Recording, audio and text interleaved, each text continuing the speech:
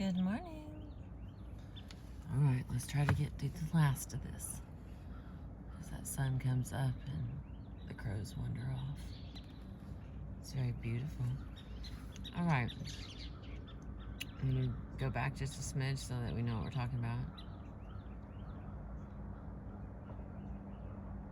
In our opinion, these studies confirm the human capacity for intentional psychokinesis, in showing that order can be imposed on randomness by meditation or mere intention. They give us a clue about the mind's role in self-transformation. Increasing harmony within the body and with other people is a fundamental aspect of spiritual growth. This research seems to show that the ability to do so is a relatively accessible capacity. The extensions of human capacity that we have reviewed in these last few pages come from established fields of research that have been demonstrated in many clinical and experimental settings. There is a growing scientific literature about them, but there are also more exotic phenomena that point to extraordinary powers of self-transformation latent in human nature. Some of these phenomena have not been scrutinized in scientific laboratories like the ones we have just reviewed, but they have been observed by reliable witnesses for centuries and have been attested to in the religious traditions. They include the following. The first one is religious stigmata and tokens of espousal. Bleeding wounds on hands and feet, apparent lance wounds in the abdomen, bruises on the shoulders, chafing of wrists and ankles, punctures on the forehead simulating the crown of thorns. All these have appeared in the bodies of devotees during contemplation of Christ's crucifixion. They demonstrate how specific and elaborate the mind's effect on the body can be. Apparently, the body will dramatize any image that is passionately embraced by the imagination. It is generally thought that St. Francis of Assisi was the first to exhibit the stigmata.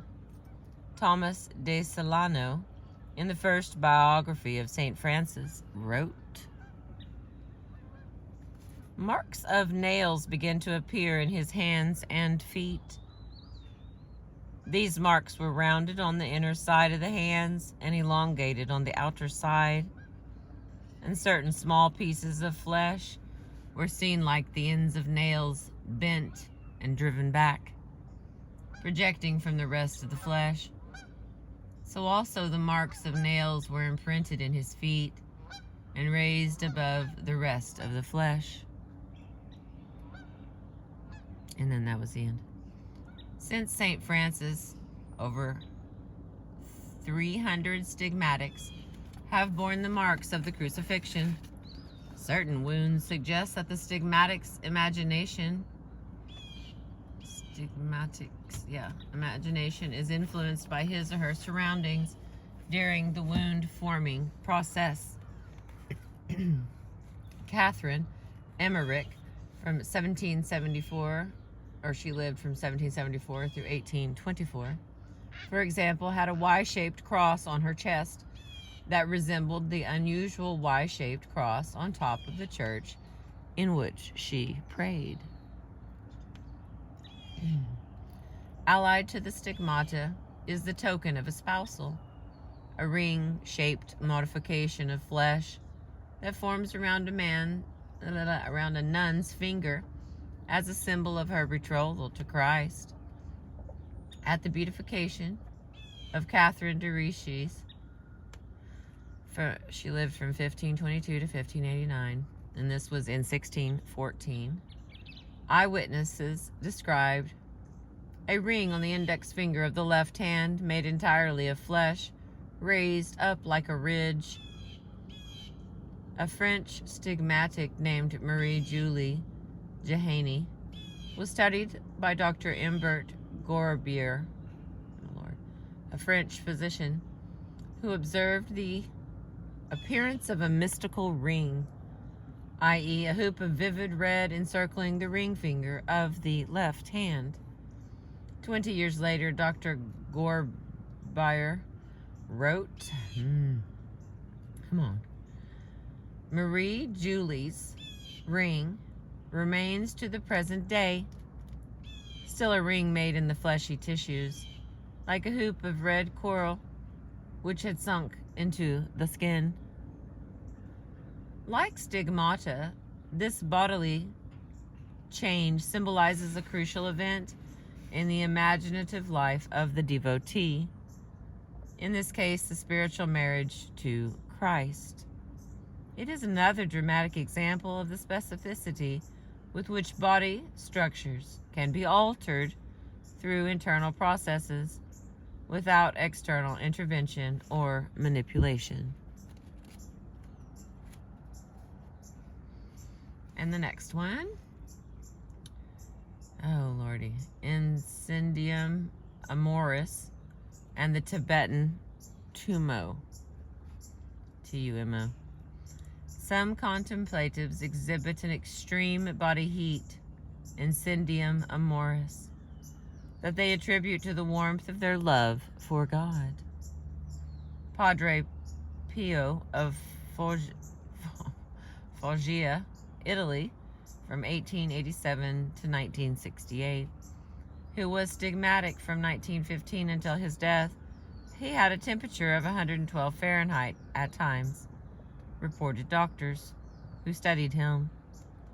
The Dominican nun Suor Maria Valeni of Naples, she lived from 1584 to 1670, was continually consumed by an almost unsupportable flame of love.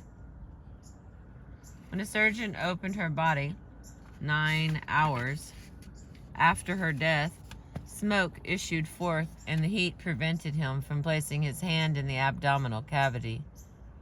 In Tibetan Buddhism, the warmth of spiritual devotion is called a little g, a big T, U-M, and then a hyphen, and then an M-O.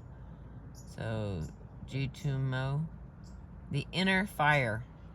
In certain exercises, the devotee contemplates this fire, which radiates light as well as warmth, and makes it possible to endure the cold of Tibetan snow and ice.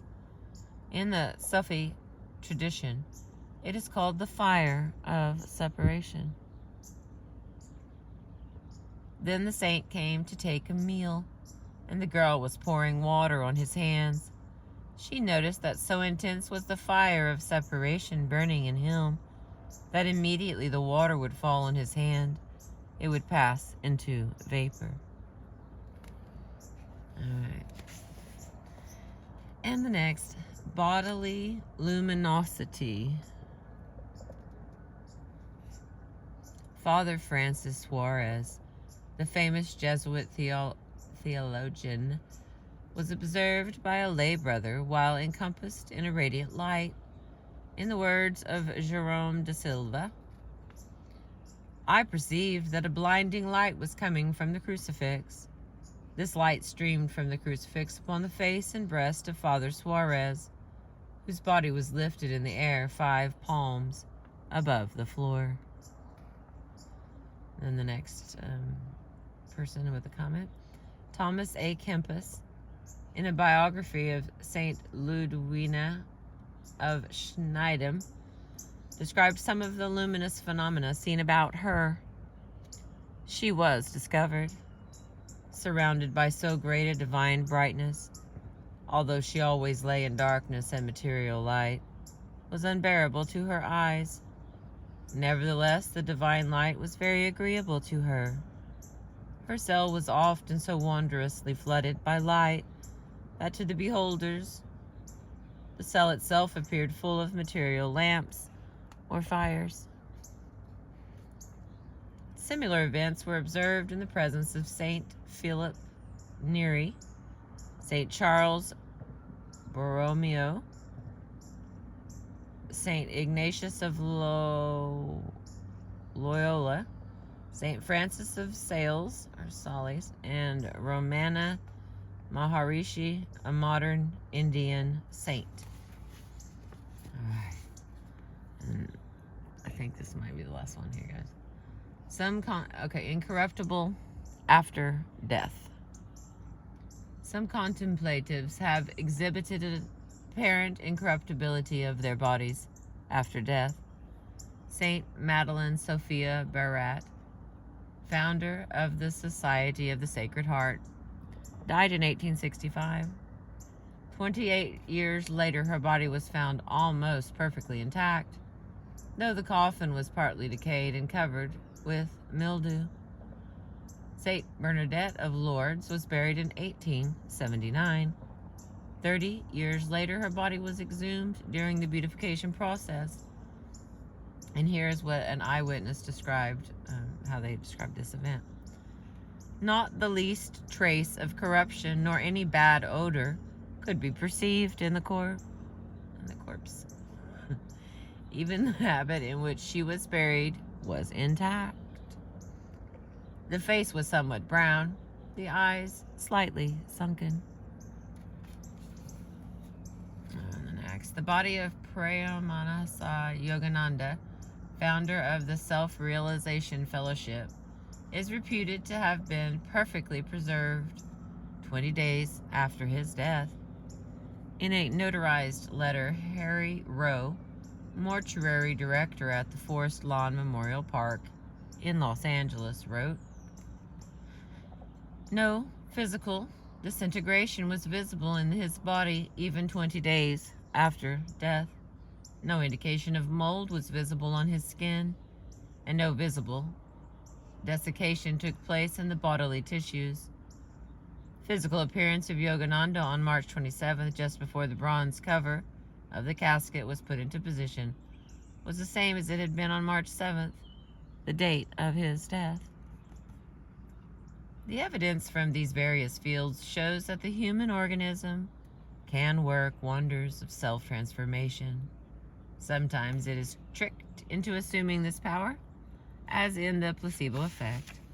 Sometimes it is guided, as in the hypnotic removal of allergies, or assisted with instruments, as in biofeedback. Or it can work with self-reliant awareness, as it does in yoga or psychic self-regulation. This power of transformation can be specific enough to alter the blood cell count, powerful enough to help remove cancer, or sufficiently elaborate to cause wounds in the hands and feet that bleed only on Good Friday. It can also touch us. It can also touch others in mysterious ways, if we can believe the evidence we have just reviewed.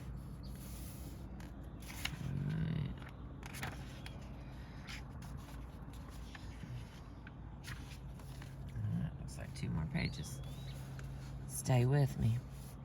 Many studies are now searching out these untapped powers of mind and body. I, Murphy, am involved in one such project in which my associates and I are exploring the nature of supernormal bodily changes, the ways in which they happen, and the characteristics of the people who have them. We are also beginning to experiment with disciplines that facilitate their development. James L. Hickman is my principal associate in this project.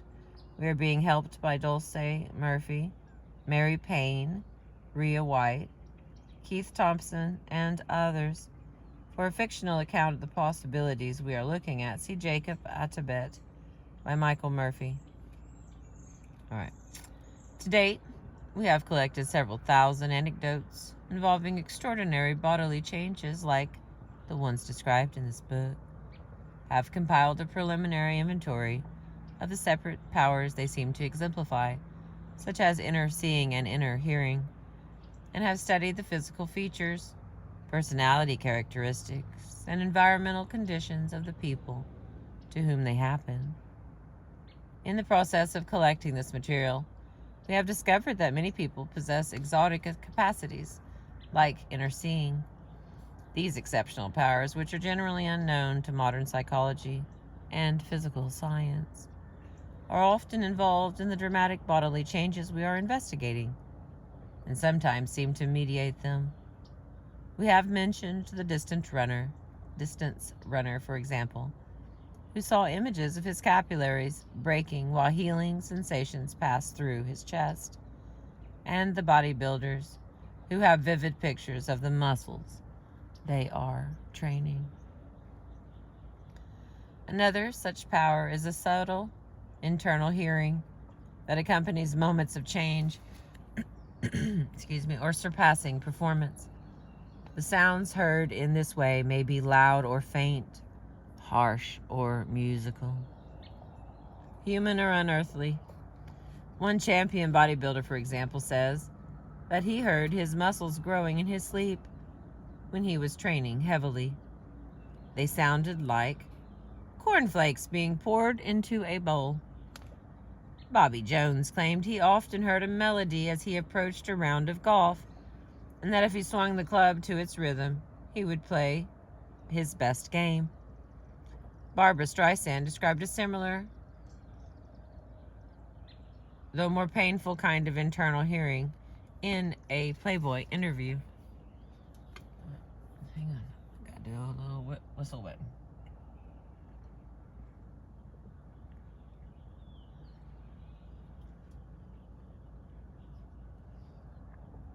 It is so peaceful here. All right, here we go. Here's her, Barbra Streisand describing. I had clicks in my ears. I told my mother, and she said, well, sleep on a hot water bottle. She never asked me about it again. Excuse me. From that day, I led a whole secret life. 2 years later, I developed a high-pitched noise that I have heard all my life. I never hear the silence. When I used to have my ears examined, it turned out I had supersonic hearing. I hear high-range, high-pitched noises off the machine. When I was a kid, I used to go around with scarves to try to cut out the noise, which only made it worse, because it drives it more inside your head. I had this secret I never told anybody. I didn't want to be different. I felt totally abnormal.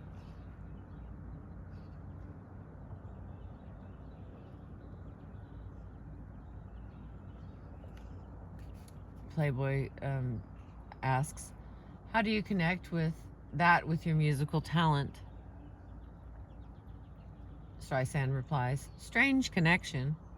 It made me listen very carefully to life. I would listen like nobody listened, but it's not good. It is not fun. I'm like inside my body. I hear my body. I'm very aware of my body's functions. It's very frightening. I see many colors.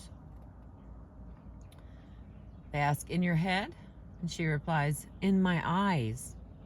When I look at a wall, I don't just see a white wall. I see other things.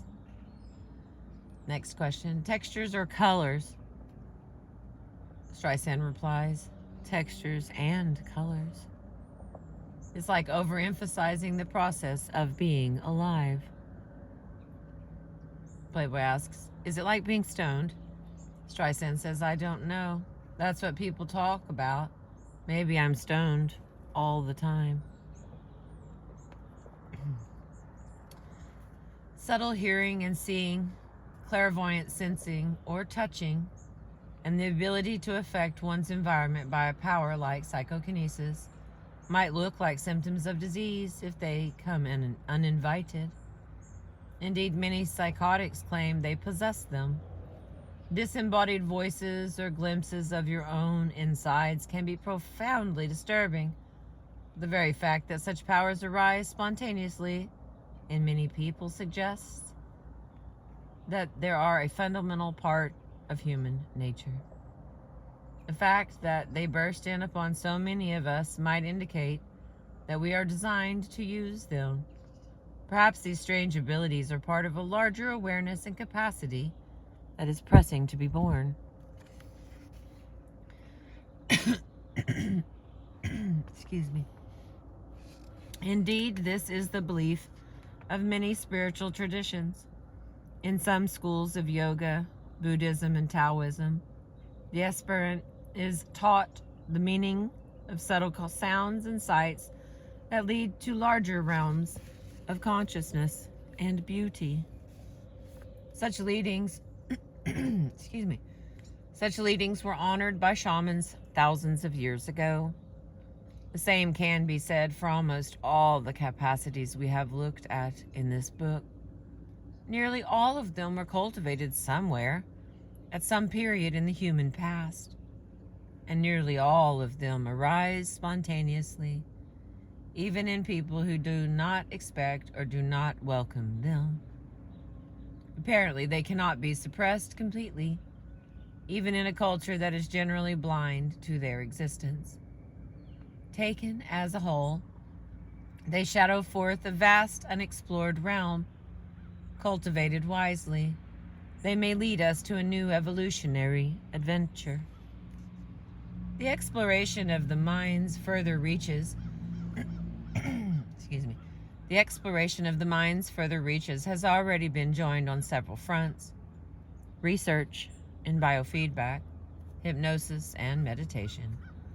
The psychic self-regulation developed in Russia and Eastern Europe, the dissemination of Eastern religions in the West, the growing interest in altered states of consciousness, are all opening onto a great frontier.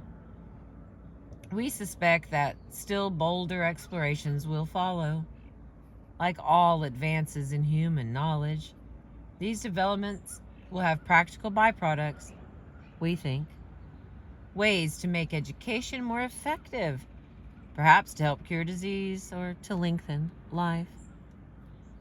If a large-scale enterprise were mounted to explore these immense potentials of human nature, who knows what discoveries we might make? Couldn't we support highly trained researchers who would investigate the openings we have looked at in these pages?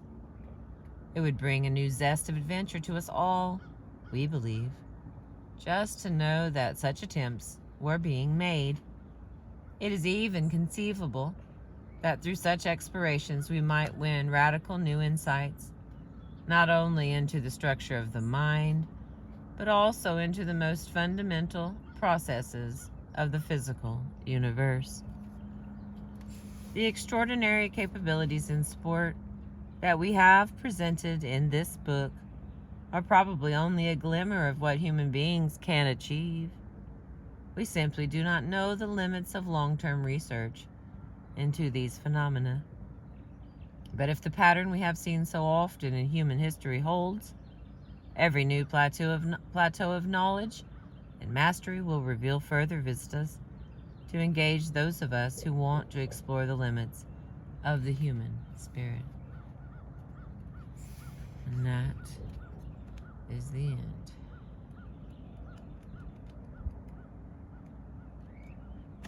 We did it.